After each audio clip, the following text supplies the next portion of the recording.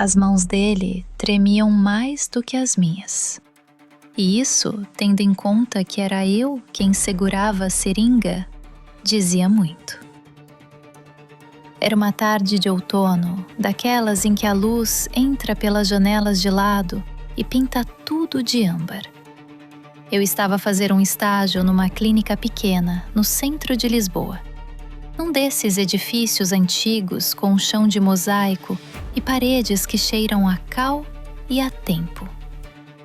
A enfermeira-chefe tinha saído para almoçar, tarde, como sempre, e ficamos só nós dois na sala de tratamentos. Ele chamava-se Tomás. Tinha talvez 30 e poucos anos, cabelo escuro um pouco despenteado e aquele ar de quem chega a uma consulta como se fosse a um interrogatório. Sentou-se na cadeira de braços, olhou para a bandeja com os materiais e disse com uma voz que tentava ser casual, mas não conseguia. Não é que eu tenha medo, é só que não gosto muito de agulhas. Sorri, não de troça, de reconhecimento. Toda a gente diz isso. É quase um ritual, essa frase. Não é medo, é só... E depois os olhos vão sempre para o mesmo sítio, para a seringa, como um ímã. Está bem, disse eu, com calma. Não precisa de gostar, precisa só de me deixar trabalhar. Ele olhou para mim durante um segundo a mais do que o necessário. Não sei se foi a voz ou o facto de eu não ter feito aquela coisa que as pessoas fazem às vezes. Tentar convencê-lo de que não dói nada, que é rapidinho, que é uma picadinha. Isso é uma mentira gentil, mas é uma mentira. E as pessoas sentem quando lhes mentem, mesmo que não saibam explicar porquê. Preparei a injeção com cuidado. Era uma injeção intramuscular, um antibiótico que o médico tinha prescrito, daqueles que não existem em comprimido com a mesma eficácia. O medicamento tinha de ir diretamente para o músculo, e o local certo para isso, na maior parte dos casos, é o músculo grande da nádega, o glúteo. Mas quando a pessoa está sentada e visivelmente tensa, eu prefiro o músculo deltoide, no braço, se a dose o permitir. Neste caso, permitia. Pode arregaçar a manga, por favor?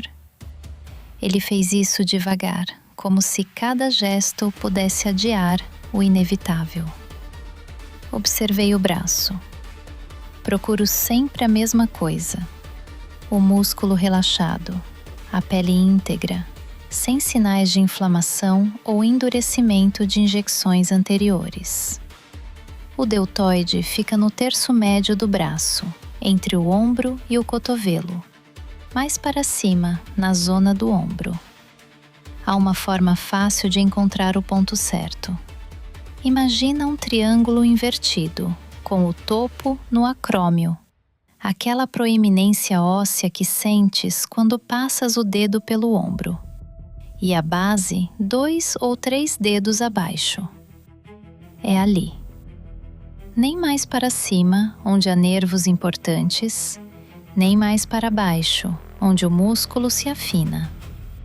Vai sentir um frio primeiro, disse eu, enquanto limpava a zona com um algodão embebido em álcool. É o desinfectante. Ele assentiu, mas eu sentia a tensão no braço dele debaixo dos meus dedos enluvados. Há uma coisa que aprendi cedo. Um músculo contraído dói muito mais do que um músculo relaxado. A agulha entra no tecido e, se o músculo está rígido, resiste. É como tentar enfiar uma chave numa fechadura que está bloqueada por dentro. Tomás, olha para a janela. Por quê? Porque é mais bonita do que eu a fazer isto. Ele riu. Foi um riso pequeno, involuntário, daqueles que saem antes de a pessoa perceber que está a rir. E nesse momento o braço relaxou. Só um pouco, mas o suficiente. Segurei a seringa como se fosse um lápis, firme, mas sem crispação. O ângulo para uma injecção intramuscular no deltoide é de 90 graus em relação à pele. Não oblíquo, não inclinado.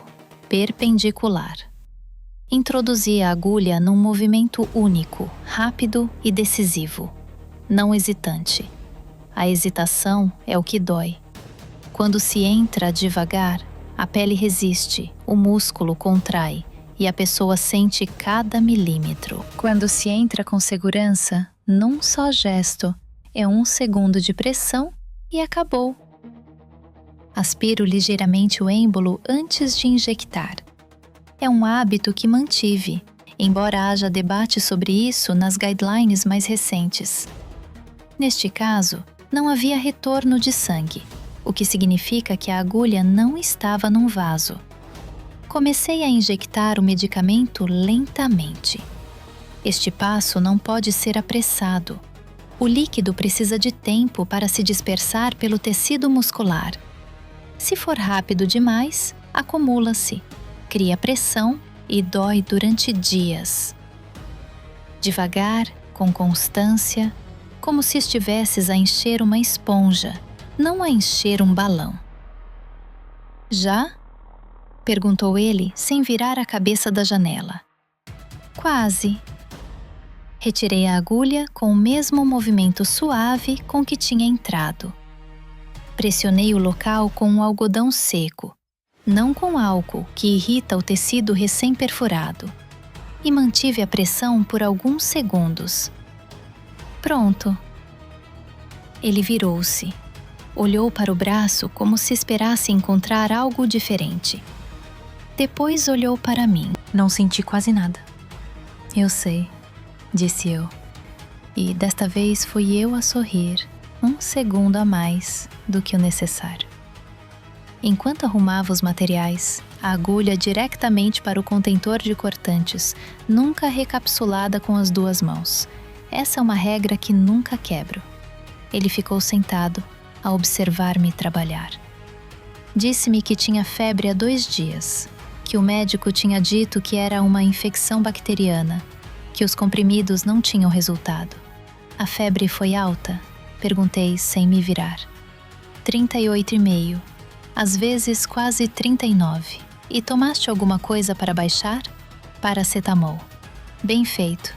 O paracetamol é de primeira escolha para a febre. É eficaz, tem poucos efeitos secundários e não irrita o estômago como o ibuprofeno pode fazer, em pessoas com o estômago mais sensível. Mas há uma coisa que muita gente faz mal.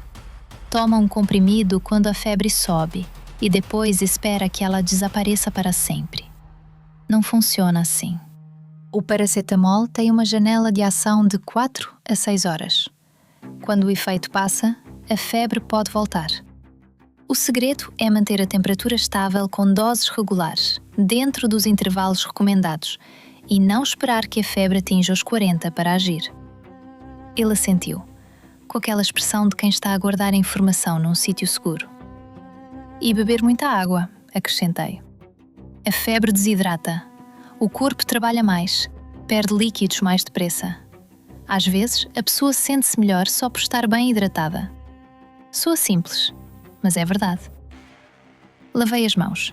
20 segundos, como sempre, entre os dedos, debaixo das unhas, os pulsos, e tirei os luvas. Ele levantou-se, arregaçou a manga de volta e disse: Obrigado, a sério. Não disse que não tinha sido nada, porque tinha sido alguma coisa. Para ele, pelo menos. E às vezes reconhecer isso é mais gentil do que minimizar. Ele saiu. Eu fiquei um momento na sala vazia, com o cheiro a álcool ainda no ar e a luz de outono a entrar pela janela onde ele tinha olhado para não me ver trabalhar. Há momentos assim nesta profissão. Pequenos, quase invisíveis. Uma mão que para de tremer, um riso que sai antes de a pessoa perceber. A tensão que abandona um músculo no momento exato em que precisa de abandonar.